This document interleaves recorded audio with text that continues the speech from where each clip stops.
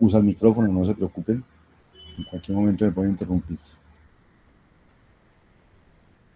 Entonces, la clase pasada empezamos a contar qué era lo de qué era la concurrencia y qué era lo que íbamos a entender por concurrencia o paralelismo. Y vimos como unos primeros pasos de hacer hilos y cosas en la máquina virtual de Java desde Scala a un bajo nivel, y dijimos que así no era como íbamos a trabajar. Entonces, hoy les voy a contar cómo vamos a trabajar. Vamos a trabajar con unas abstracciones que existen, que están hechas para hacer concurrencia. Y nuestros programas vamos a usar estas abstracciones. No vamos a usar nada de eso de crear hilos, crear cosas, no. Los programas van a usar lo que vamos a ver hoy. Entonces, por favor, pongan bastante cuidado si tienen inquietudes con mi pregunta. Entonces, hoy vamos a ver dos abstracciones. Una que es la abstracción paralel, para correr computación en paralelo. Vamos a ver un ejemplo que es cómo se calcula pi en paralelo. Y otra que es la abstracción task. Y vamos a ver un ejemplo para crear tareas de primera clase, y así como hay funciones de primera clase, tareas de primera clase, y el cálculo de la norma P en paralelo va a ser el ejemplo con el que lo vamos a ilustrar. Entonces empecemos por la abstracción paralelo. Entonces, la pregunta que uno se hace cuando empieza a hacer paralelismo es: ¿cuál sería una manera sencilla de indicar a un lenguaje de programación que dos computaciones deben realizarse en paralelo? Entonces, lo que se inventaron estos, de hecho, esto no viene en escala, sino que es una librería complementaria de escala que se la voy a compartir, se llama Common, que se la vamos a compartir cada que haya un taller. Esa librería viene compartida, se llama la librería Common, y en esa librería viene la abstracción Parallel. ¿Qué es la abstracción Parallel? Entonces es como una nueva instrucción de escala. Entonces ahora vamos a poder decir Parallel E1, E2. Así como decíamos E1 más E2, o como decíamos si E1 entonces E2, todas las cosas, hay una nueva instrucción, una nueva declaración que es Parallel E1, E2. ¿Cuál es la semántica esperada de Parallel? Toma las dos expresiones E1 y E2 y las computa en paralelo. Y una vez termina, devuelve una pareja con los dos resultados. O sea, paralel de E1, E2, o sea, invocar a paralel de E1, E2, ¿sí? Va a coger E1 y E2, que son unas expresiones de entrada, y va a devolver como salida, es como una caja negra, devuelve una pareja B1, B2, donde B1 es la evaluación de E1 y B2 es el resultado de evaluar E2. Por dentro debe pasar algo como esto que está en el dibujo. Entonces, por dentro debe pasar algo como esto que está en el dibujo, que coge E1 y E2 y los empieza a evaluar en paralelo al mismo tiempo los dos, y cuando los dos terminan, entonces coge la salida del uno, la salida del otro, y la convierte en una parejita para el que lo ve. Pero el que la usa solo ve esto, y lo que recibe como salida funcional es una pareja B1, B2. O sea que uno lo puede usar funcionalmente sin ningún problema. Solo que su ejecución internamente se hará concurrentemente o en paralelo, según el hardware que yo tenga. Entonces, por ejemplo, este es el primer ejemplo. Dado un vector representado por un arreglo de enteros, se requiere calcular la norma P de ese vector. Entonces, ustedes conocen la norma. La norma de un vector, es la norma que le contaron en cálculo, es la norma 2, o sea, como la distancia entre dos puntos. Entonces, la norma P es una generalización de la noción de longitud de la geometría o de distancia. Entonces, la norma 2 es A0 al cuadrado más A1 al cuadrado más AN al cuadrado. Ese es el vector sacándole raíz cuadrada. Entonces, es la norma 2. La norma P, entonces, es algo parecido. Es A0 a la P más A1 a la P más AN menos 1 a la P y raíz P de esa cosa. O sea, es como la suma desde igual a N menos 1 de ahí a la P, y a eso se saca la raíz P, aquí arriba la raíz cuadrada. Es lo que llama la norma P. Entonces, ¿por qué vamos a usar este ejercicio? Porque vamos a tratar de ver cómo, calculando este ejercicio, logramos entender esto del paralel y usar. Entonces, fíjense que esta suma se calcula desde 0 hasta n-1. Luego, de alguna manera, si uno tuviera una función que recibe este índice de abajo y este índice de arriba, entonces uno podría decir que tengo una función para calcular la suma de A y a la P desde S hasta T menos 1. O sea, si uno supiera calcular esto, con cualquier S y con cualquier T, pues le usa con S igual a 1 y con T igual a N, y así calcularía el resultado que quiere calcular aquí, esta suma de adentro. ¿Cierto? Entonces, miremos el programa en escala que sirve para calcular esta suma. ¿Sí? Entonces, usamos una función matemática para elevar a la P, es esta. Y entonces, le voy a poner aquí el programa aquí en mi... que viene aquí.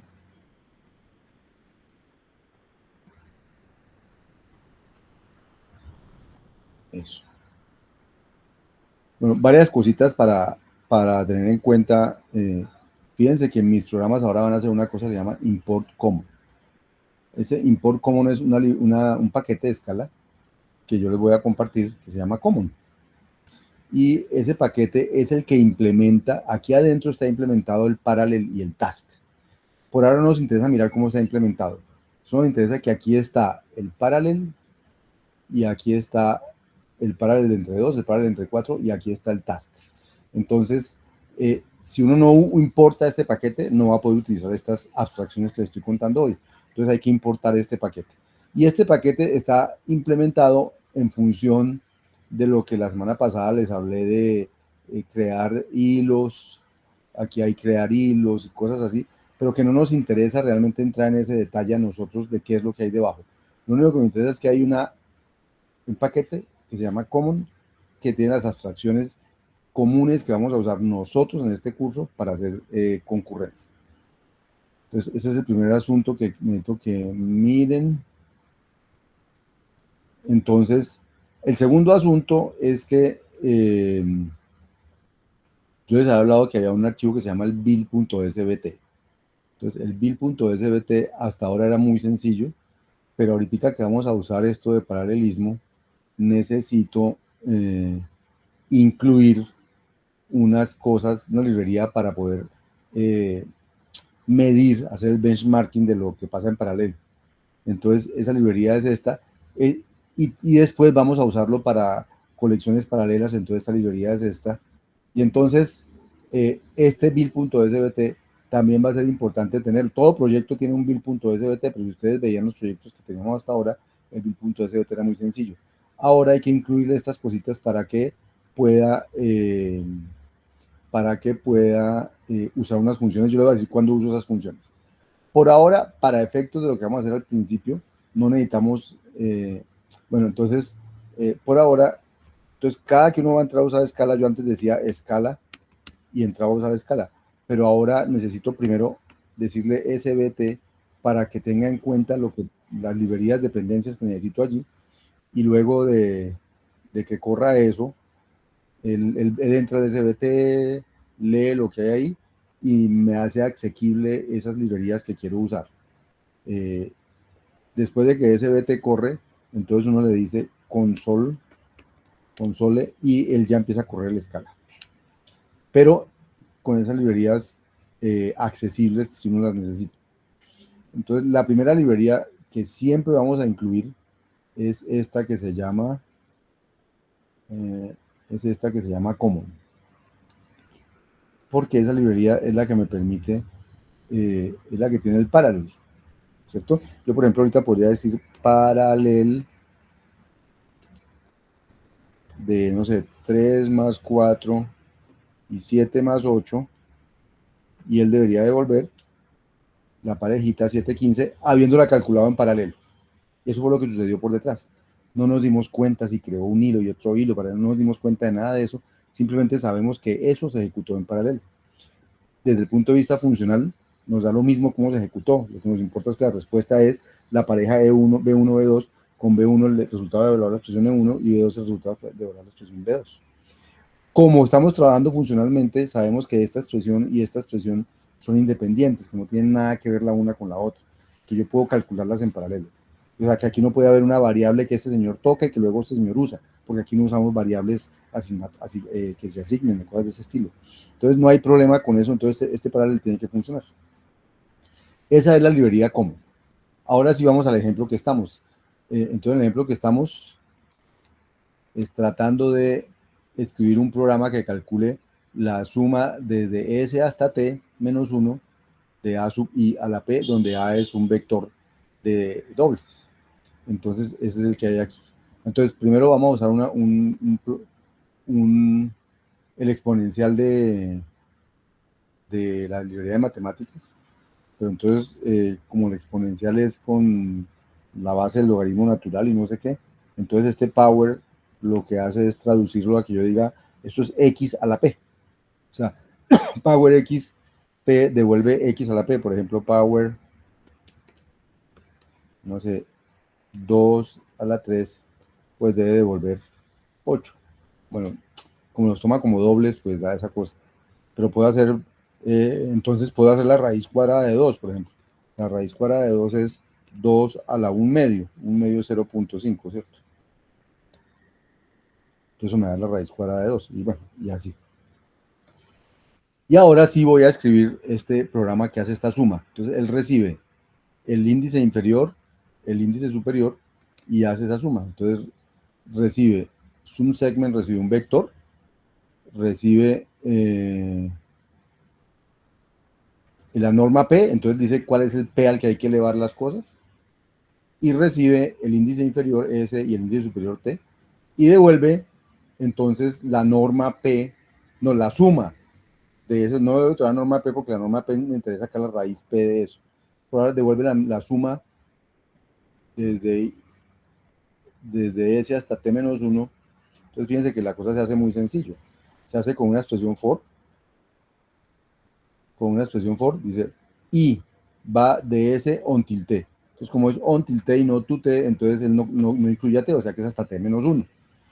¿Y para qué hace? Para cada uno de esos averigua B de I, el vector en la posición I, elevado a la P, y eso es lo que recolecta mi expresión for. Y luego recolectar todo eso, entonces eso me lo devuelve en una secuencia y eso en un vector, y eso lo que le hago es aplicarle la función sum, que es un iterador que suma todos los que hay allí, y me devuelve la suma de todos los elementos. Entonces ya este sum segment ya lo escribí, ya funciona. Y entonces la norma P de un vector, ¿cómo se calcula? Pues es simplemente averiguarse la suma de todos esos.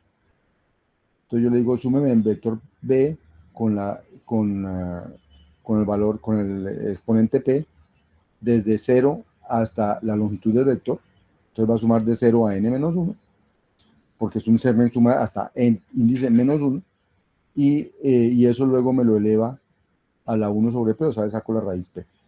Esa es la norma P. Tin, es la norma P. Y ahora ya puedo probarlo. Entonces, por ejemplo, cojamos que el vector 1, 1, el vector 2, 3, 4, 5, los creo. Y ahora le puedo sacar la norma 2, por ejemplo, al vector A. Sería 1 al cuadrado más 1 al cuadrado. Daría 2, y raíz de 2, pues debe dar raíz de 2. ¿Sí? 1,41. Si le saco la norma 3 al mismo vector, entonces ya le vas al cubo, pero 1 al cubo más 1 al cubo pues sigue dando 2, ahora va a ser raíz cúbica de 2, queda 1,25. Le puedo sacar la norma, puedo sacar todas estas normas, la norma que quiera al vector que quiera, ¿cierto?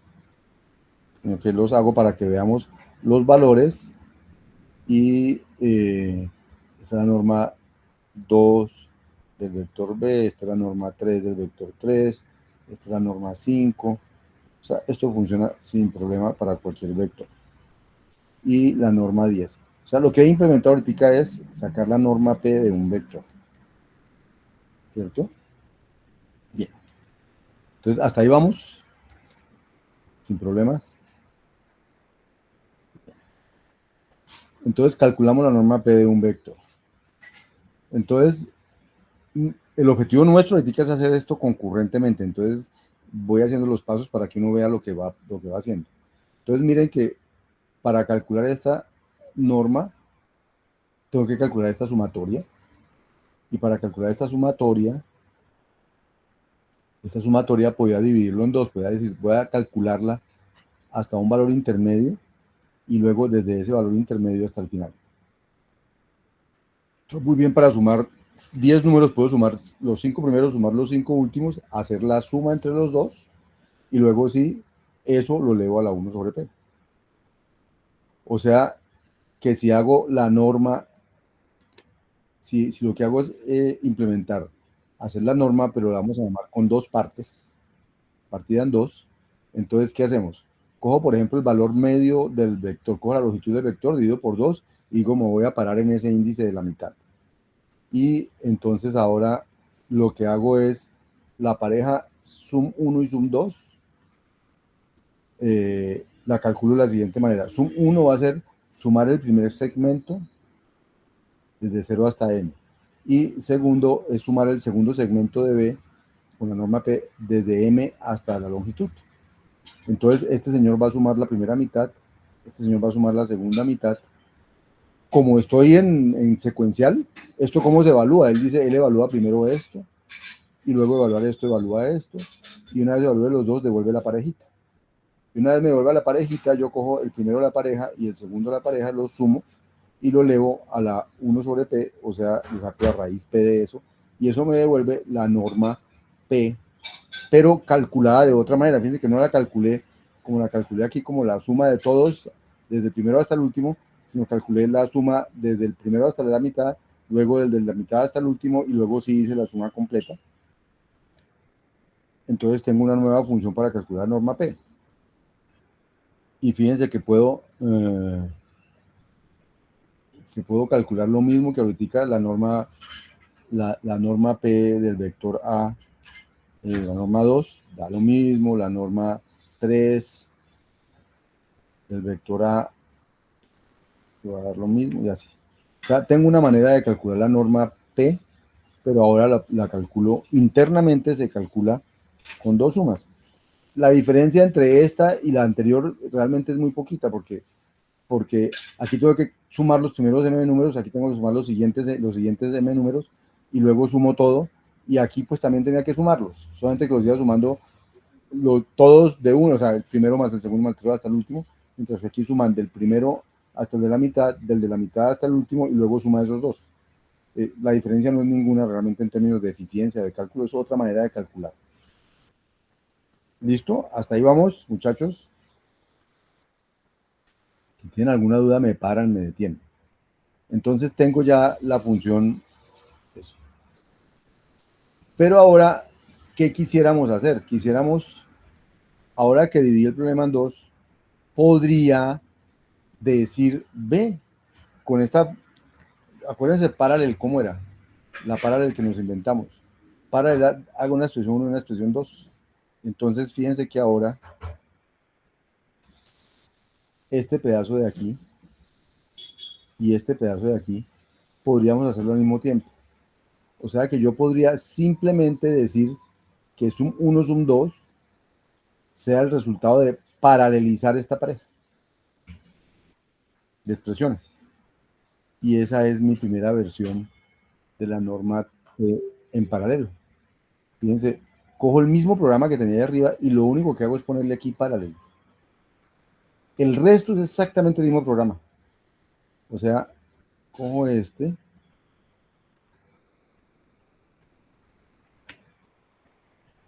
y ya tengo la función, la norma P en paralelo.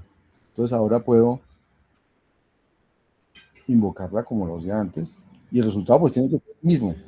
Y ustedes no se están dando cuenta, pero por debajo esto está ejecutando en paralelo porque usé la abstracción paralela. ¿Cierto? Y los resultados tienen que ser los mismos. Si calculo la norma 10B, el resultado tiene que ser el mismo. La única diferencia es que usó este algoritmo que hace algo en paralelo y no. no el otro. Pero desde el punto de vista de corrección, hice lo mismo. Lo único que hice fue poner un paralelo en alguna parte. Como esto es funcional, nada de lo uno depende de lo otro, no hay efectos de borde ni nada de eso. Entonces, el resultado va a ser el mismo que si no se lo hubiera puesto. Lo que va a ser diferente es la ejecución, porque al encontrar este paralelo, estas dos cosas deberían ejecutarse en paralelo, que es lo que quieren mostrar en esta transparencia. Supongamos que tenemos, este es el vector que quiero sumar, sacar de la norma P a este vector, y entonces, ¿qué fue lo que hicimos? Partimos esto en la mitad, esta es M, esta es la mitad, y entonces dice, sume esta parte, luego sume esta parte, luego sume esos dos resultados y y devuelve, y devuelve la suma. Entonces, fíjense que finalmente esto lo que hizo fue calcular primero esta parte, entonces calculará E1, luego calculará esta segunda parte, eso es lo que llaman E2, eso lo hace después, y luego suma los dos resultados y me da el resultado de esto, de esta suma. Pero cuando uso el paralel, que es la única diferencia entre esto de aquí arriba y esto de acá abajo, es que use un paralel, que una parejita no la calculé secuencial, sino en paralelo. Entonces lo que va a suceder es que al mismo tiempo que se calcula esto, por eso están en verde, se calculan estos. Se van calculando al mismo tiempo. O sea, es como si estuvieran calculando así, en paralelo. Como que hubiera partido el cálculo de 1 y de 2, y una respuesta. Si este es el tiempo, esto que avanza aquí es el tiempo, entonces fíjense que el tiempo para hacer E1 seguido de E2, pues es más que el tiempo de hacer E1 y E2 en paralelo. Y eso es lo que uno se quiere ahorrar haciendo cosas en paralelo, este pedacito de tiempo que me lo voy a ahorrar. Ahora, la versión en paralelo, para poder hacer esto y partirlo en dos y no sé qué, va a tener una gestión interna para hacer eso, entonces va a gastar un tiempo configurando la ejecución paralela, ¿cierto? Luego uno necesita que ese tiempo que gaste en armar 3 hilos o 5 hilos o 10 hilos, en este caso 2 hilos, pues sea menos que este tiempo que me voy a ahorrar, porque si no, no vale la pena. Pues vamos a ver con el avance del curso que a veces para casos muy pequeñitos, realmente para tamaños muy pequeños de vectores, por ejemplo en este caso, pues no vale la pena paralelizar porque es más rápido. El tiempo que me demoro paralelizando y después cogiendo las respuestas es el tiempo extra es mayor que el tiempo de haberlo hecho secuencial. Pero cuando el tamaño es suficientemente grande, realmente vale la pena y empiezan a tener ahorros. Esa es la idea. Pero por ahora, nuestra idea es entender qué hace Parallel y ver que la versión de la norma P con Parallel devuelve lo mismo que la versión de la norma P sin Parallel. ¿Vamos hasta ahí? Entonces, hemos paralelizado nuestra primera función. Acabamos de paralelizar. No estamos viendo todavía si eso sirvió o no sirvió, simplemente funciona. Estas dos cosas se están ejecutando por debajo en paralelo y está haciendo lo mismo que hacía el programa de arriba. Exactamente lo mismo. Y no hay necesidad de probar que hace lo mismo, porque Parallel no cambia la semántica de lo funcional. Solamente cambia la ejecución, ponen hilos esas cosas. ¿De acuerdo, muchachos? Me pueden enviar un dedito, alguna cosa que digan para saber que me están escuchando cuando yo les pregunto. Gracias, gracias. Entonces voy a parar la grabación aquí.